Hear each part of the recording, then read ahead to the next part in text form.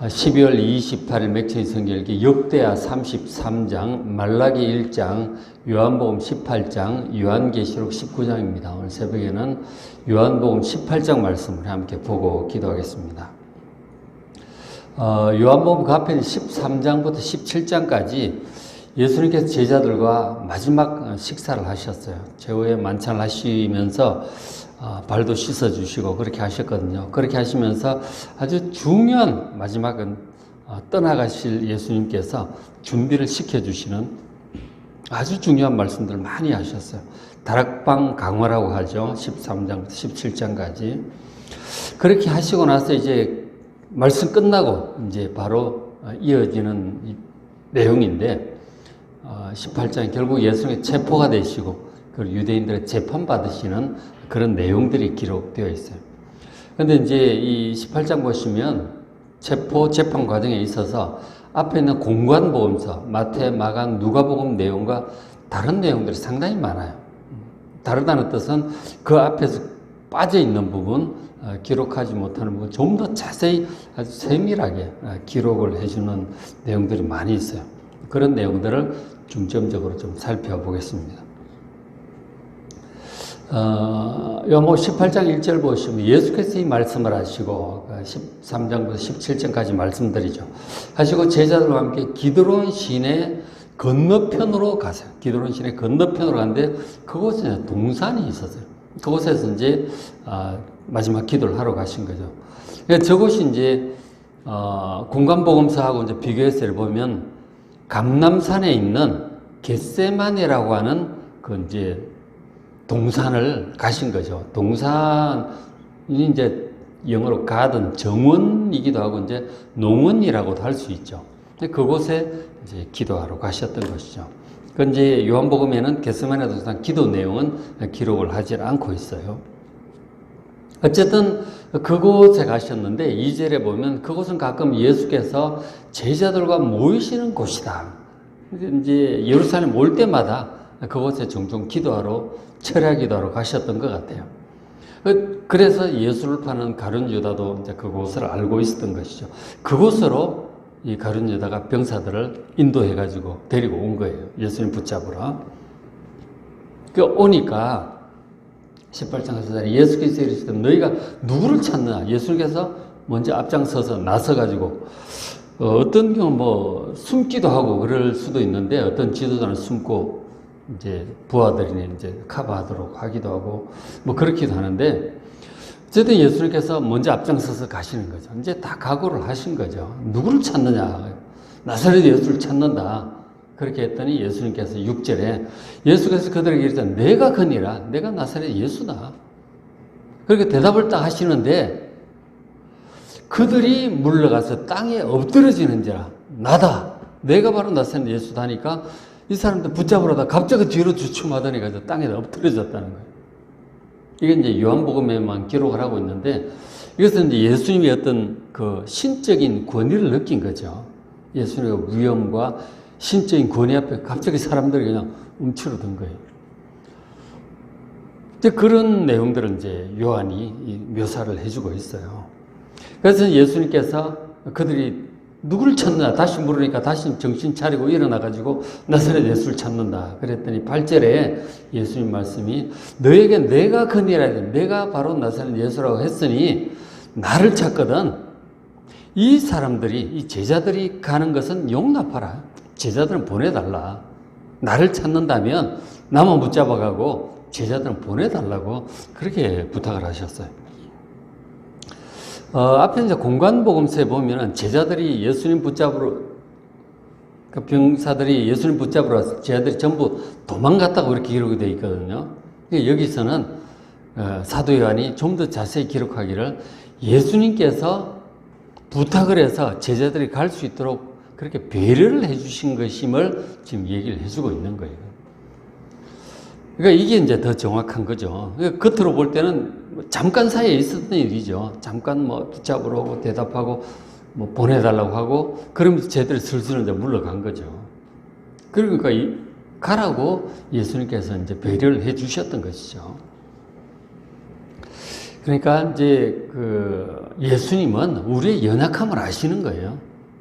연약함을 아시고, 그리고 보호해 주시고, 십자가는 당신 혼자 지시겠다고 하는 거예요.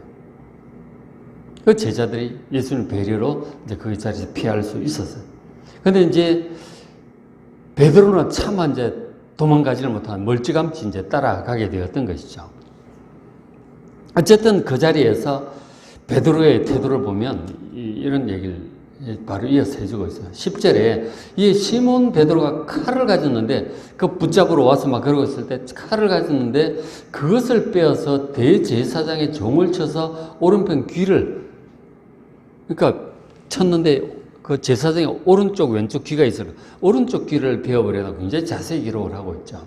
그래서 그 종의 이름이 말고라고 얘기를 해주고 있어요. 말코스라고 이제 헬라 원어로 그렇게 되어 있는데, 어쨌든 이제 그 공관복음서 보면은 어떻게 기록이 됐느냐면, 붙잡으러 왔더니 함께 있는 자들 중에 한 사람이 대제사장의 종의 오른편 귀를 베었다고 이렇게 되어 있어요. 그러니까 함께 있는 자 중에 한 사람이 대제사장의 종의 귀를 베었다고 되어 있거든요. 그러니까 근데 이제 요한은 지금 그 귀를 벤 사람이 시몬 베드로라고 이름을 정확하게 얘기를 해주고 그 종의 이름도 얘기를 해주고 있는, 말고라고, 말코스라고. 가장 상황을 정확히 알고 있는 사람이 사도 요한이었던 것이죠. 그래서 11절에 그 상황을 보고 예수께서 베드로들에 이르시되 칼을 칼집에 꽂으라. 아버지께서 주신 자를 내가 마시지 않겠느냐. 이 십자가는 아버지께서 나에게 마시라고 주신 잔이다. 나에게 허락하신 사명인데 내가 이것을 마시지 않겠느냐. 내 기꺼이 붙잡혀 갈 것이고 십자가까지 질 것이라고 사실 그렇게 말씀을 하신 거죠. 그러니까 아버지께 주신 잔은 우리가 마셔야죠. 그걸 피할 수는 없죠. 겟세마네 동산 기도 요한복음 기록하지 않지만 공관복음서 보면은 할 수만 했다면 안 했으면 좋겠다. 인간적으로 솔직히 말씀을 드렸지만, 그러나 더욱 기도하시면서 더 기도가 바뀌잖아요. 그러나 내 뜻대로 마옵시고 아버지의 뜻대로 되기를 원하나이다. 순종하겠다는 그런 결단의 기도를 하게 되죠. 지금 이제 여기서도 아버지께 주신 잔, 이 고난의 잔, 십자가의 잔, 내가 기꺼이 마실 것이다. 그렇게 뭐 칼로 이렇게 힘으로 내가 이것을 피할 그런 생각 없다. 칼집 꽂으라. 그렇게 얘기를 하셨어요. 근데 이제 저 체포당할 때 저 칼과 관련해서 하신 말씀이 공관복음서에는 어떻게, 특히 마태복음에 어떻게 기록이 되어 있느냐면, 무슨 말씀을 하셨느냐면, 그러니까 예수님 말씀이 칼을 쓰는 자는 칼로 망한다. 그런 얘기를 하셨어요. 칼집에 꽂으라고. 칼을 쓰는 자는 칼로 망한다. 칼 쓰지 마라.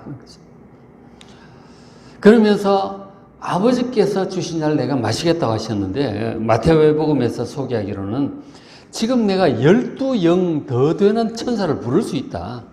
영은 부대를 얘기하는 거예요. 한 부대가 뭐 6,000명 그런데 내가 12군단이나 되는 천사들을 불러서 이들을 내가 다 처리할 수 있다.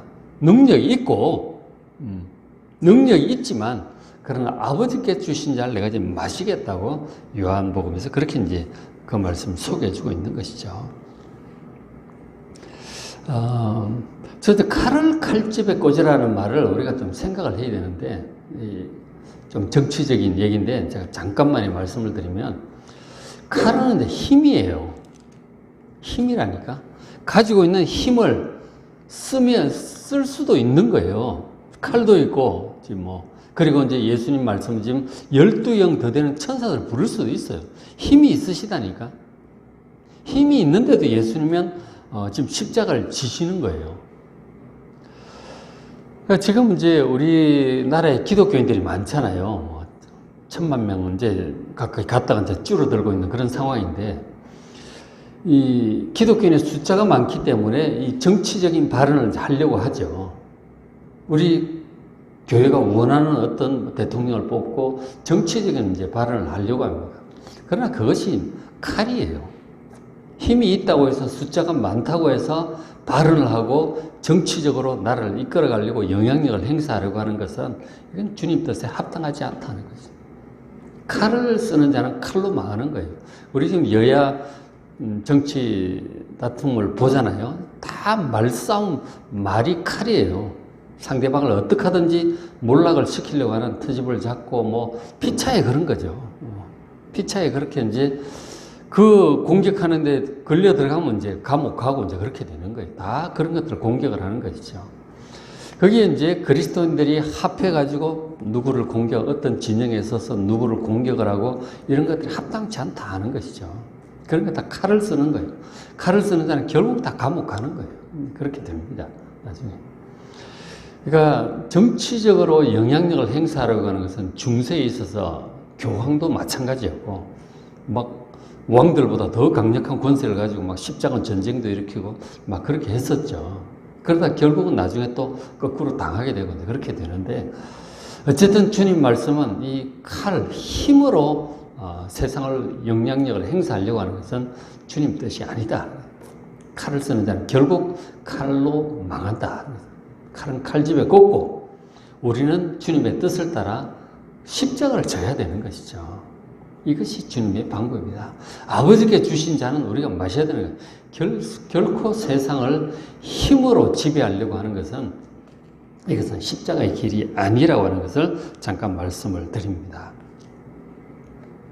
하나님의 뜻이라면 그 십자가를 받아들여야 되는 것이죠. 자, 그래서 이제 결국 예수가 붙잡혀 가시는 힘이 있음에도 불구하고 힘을 쓰시지 않고 아버지의 뜻을 따라 십자가를 지러 가시는 거죠. 자, 붙잡혀 가는데 18장 12절에 이에 군대와 천부장 유대인 아랫사람들 다 이 가룟 유다와 함께 예수를 잡아서 결박을 합니다. 묶어가지고 먼저 안나스에게로 끌고 가요. 이 안나스는 그 해의 대제사장인 가야바의 장인이다. 그렇게 기록해 주고 있어요. 그의 현직 제사장은 가야바예요. 그리고 이제 그 가야바의 장인이 안나스인데 이 사람은 이제 전직 제사장, 직전 제사장이 안나스고 그 다음에 사위가 이어받아서 그의 제사장, 대제사장을 하고 있는 것이죠. 이것도 이제 사도 요한만 기록을 해주고 있어요. 굉장히 자세히 기록을 하고 있는 거죠. 자, 그렇게 이제 그 체포되어서 그러니까 안나스 직전 대제사장인 안나스가 예수를 먼저 신문을 한 거예요. 실권이 현직 대제사장보다 안나스에게 있다는 것을 보여주는 거죠. 가서 먼저 이제 신문을 하는데 그때 이제 18장 15절에 시몬 베드로가 따라가 다른 제자들은 도망갔고 베드로하고 또 다른 제자 한 사람이라고 이름을 적지 않고 있는데 바로 이 요한복음을 기록한 사도 요한이에요. 그 사도 요한은 자기를 가리켜서 예수님의 사랑을 받는 제자 그렇게 표현을 하고 있어요. 그래서 여기서는 또 다른 제자라고 표현을 하고 있죠. 그래서 예수를 따르는 이 제자는 이 요한은 대제사장과 아는 사람이라. 대제사장 가문과 아는 사람이에요. 그래서 잘 아는 거예요. 뭐 가야바가 어떻고 안나스가 어떻고 자세히 기록을 하는 거죠. 그래서 16절에 가는데 자기는 이제 아니까 그 안나스 집으로 들어간 거예요. 근데 베드로는 못 들어가잖아. 못 들어오니까 16절에 그 다른 제자가 나가서 사도 요한이 나가서 문 지키는 여자에게 말하여 베드로를 데리고 들어옵니다. 그러니까 이 사도 요한이 대제사장 가문과 알고 그 집을 왕래를 했으니까 이제 그런 거죠. 그래서 이제 베드로를 데리고 들어갔어요. 근데 들어갈 때 17절에 문 지키는 여종이 베드로에게 말을 합니다. 너도 이 사람이 제자 중 하나가 아니냐? 예수 그리스도 예수의 제자가 아니냐? 하니까 그가 말하되 나는 아니라 그러고 얼무부르게 대충 들어가는 거죠. 그러니까 자기가 예수님 모른다고 얼결에 이제 뭐 작은 소리로 그랬겠죠. 근데 그 얘기를 이제 사도 요한도 다 들었던 것 같아요. 그죠? 그러니까 이 기록을 하고 있는 것이죠. 들어가가지고 안나스 집에서 신문을 받고 이제 그 왔다 갔다 했을까 많은 사람들이 그 집에 있었을 것 같아요. 그 뭐 관계자들 해서 신문을 이제 하고 있었던 거니까. 근데 그곳에서 베드로가 예수님 3번을 이제 부인을 하게 되죠. 가슴 아픈 기록인데 수제자인 베드로의 가장 치부에 해당하는 거죠. 부끄러운 일인데 기록을 그대로 하고 있습니다. 그리고 나중에 이제 21장, 22장 끝부분에 가서 예수님께서 네가 나를 사랑하느냐 부활하신 다음에 세 번을 물어보시죠. 이 세 번 부인했던 것을 치유하시는 그런 질문들이었던 것이죠.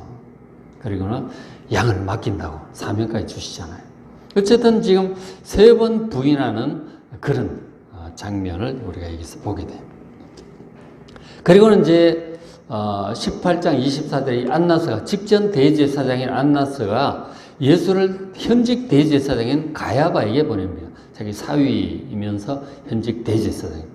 그러니까 이 안나스가 먼저 예수 붙잡아 신문하고 거기서 아마 기본 판단이 나와서 이 예수는 죽여야 된다, 사형해야 된다. 그렇게 아마 지침이 나왔을 거예요.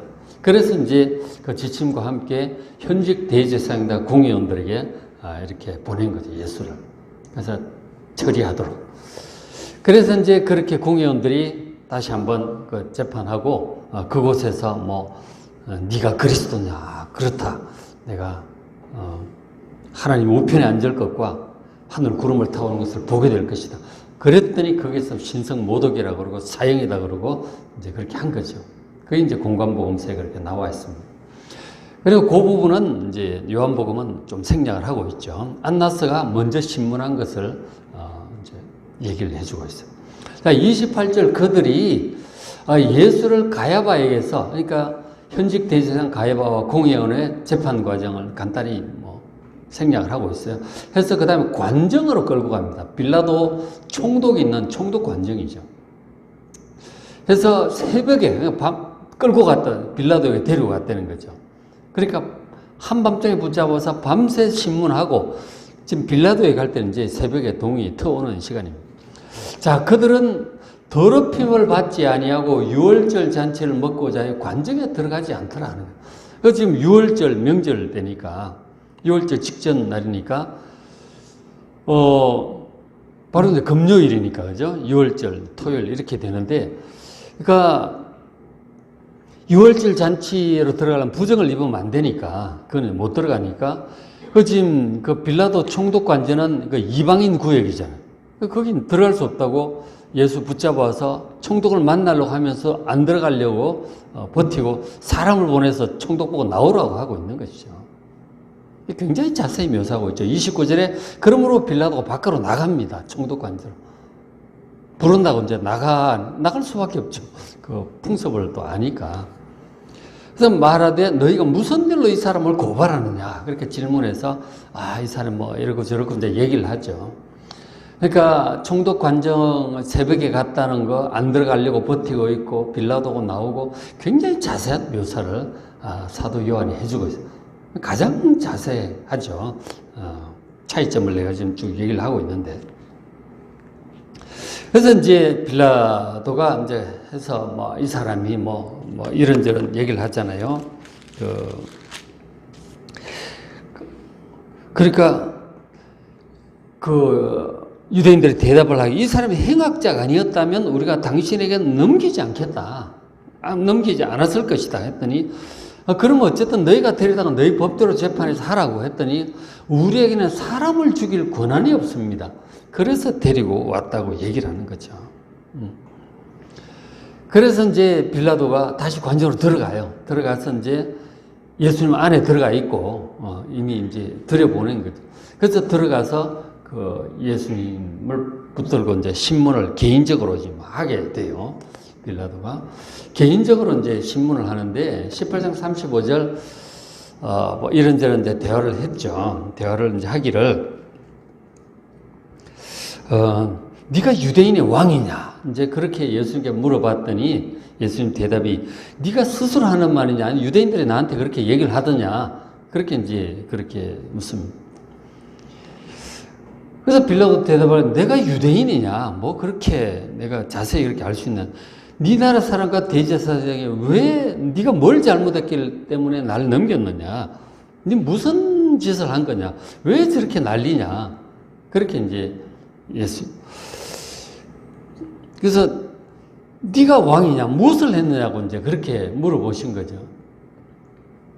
물어본 거죠, 빌라도. 그래서 예수님 대답이 33절, 35절에 빌라도가 대답하되 네가 무엇을 하였느냐 했더니 36절에 예수님 대답이 내 나라는 이 세상에 속한 것이 아니다. 왕이냐고 하니까 대답을 하시는 거죠. 내가 왕은 왕이다. 그러나 내 나라는 이 세상에 속한 것이 아니다.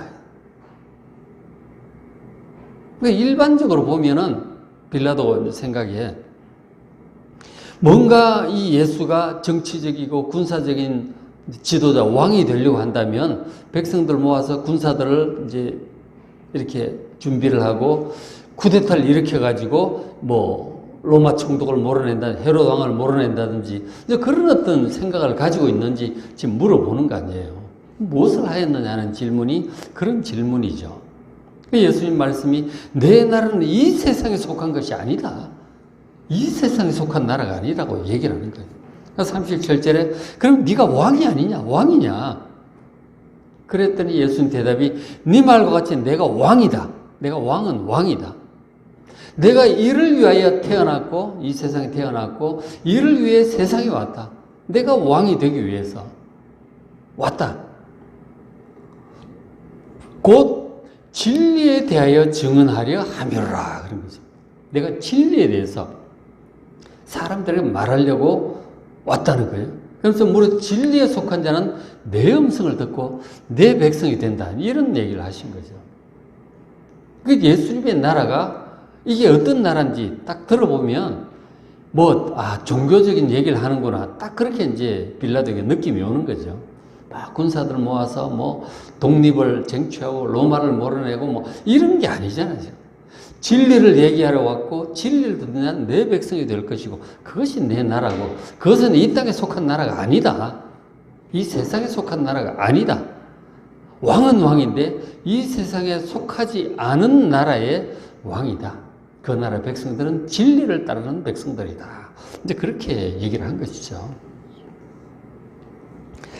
그러니까 이 정도 되니까 이건 분명히 이거는 정치적인 야욕을 가지고 이 왕 되려고 하는 그런 사람이 아니고 종교적인 지도자구나. 그런 판단이 딱 서죠. 그렇죠? 그것을 빌라도 딱 들어보면 알죠. 쿠데타 같으면 있을 거 아니에요. 전혀 그런 것이 아니구나 하는 것을 딱 알아차렸어요. 그래서 그렇다면 로마법상 죄가 없는 거죠. 무슨 반란도 아니고 무슨 소요를 일으킨 것도 아니고 죄가 없다고 판단을 하게 되었어요. 그래서 지금 빌라도는 예수님을 이제 무죄 방면하려고 애를 씁니다. 이런 판단을, 이런 대화 끝에. 근데 유대인들이 한사코 무조건 십자가에 못 박아라고 막 소리를 지르니까 나중에 협박까지 해줘. 아니 지금 스스로 왕이라고 하는 자를 이걸 처형하지 않으면은 결국 반역자를 당신이 지금 왕이라고는 지금 세상에 가이사, 시저, 로마 황제밖에 없는데 왕을 둔다는 것은 반역자를 지금 인정하겠다는 거냐. 거꾸로 협박을 당하는 거죠, 빌라도가. 결국은 빌라도가 그럼 모르겠다. 너희들이 하라고. 그리고 이제 십자가 처형 언도를 내리게 돼요. 굴복을 한 것이죠. 그 이제 19장에 이제 그 내용이 나오죠. 그래서 그 굴복을 했기 때문에 우리가 사도신경에 빌라도에게 고난을 받으사 이렇게 이제 얘기를 하게 되는 거죠. 왜냐하면은 사형 판결을 내린 총 책임자 재판관이 빌라도였기 때문에 빌라도가 책임을 질 수밖에 없는. 아니면 아니라고 끝까지 버텨야지. 그러니까 아무 죄도 없는 사람을 십자가 처형하라고 내주는 그런 법이 어디 있습니까? 그거는 탄핵감이죠. 그렇죠? 아무튼 오늘 우리가 18장에서 꼭 기억을 해야 될 가장 중요한 말씀은 예수님께서 하나님의 나라를 계속 얘기를 하셨어요. 예수님의 나라, 하나님의 나라를 계속해서 말씀하셨는데 그 나라가 무엇인지 잘 얘기를 해 주셨어요. 그죠? 그것은 분명히 이 세상에 속한 이런 나라가 아니에요. 정치적인, 군사적인 그런 나라가 아니에요. 예수님의 나라는 이 세상에 속한 것이 아닌 바로 저 세상에 속한 거예요. 영적인 세계고 우리가 죽어서 가는 천국입니다. 그리고 더 나아가서 최후의 심판하러 주님께 재림하셔서 저희 심판을 하시고 이 땅에 새하늘과 새 땅, 그 새 예루살렘, 그 나라임을 아시고 우리가 주님을 사모하고 이 땅에 소망을 둘 것이 아니고 하나님의 하늘나라, 하나님 나라, 새하늘과 새 땅에 소망을 두시고 다시 오실 주님을 간절히 사모하며 기다리는 여러분 되시길 바랍니다. 자, 오늘 맥천성경 읽기 역대하 33장, 말라기 1장, 성경 구약의 마지막 장이 이제 시작이 되죠. 말라기 1장, 요한복음 18장, 요한계시록 19장 말씀. 19장은 예수님 재림하시는 장면이에요. 19장 말씀 잘 읽으시고 은혜 많이 받으시기 바랍니다.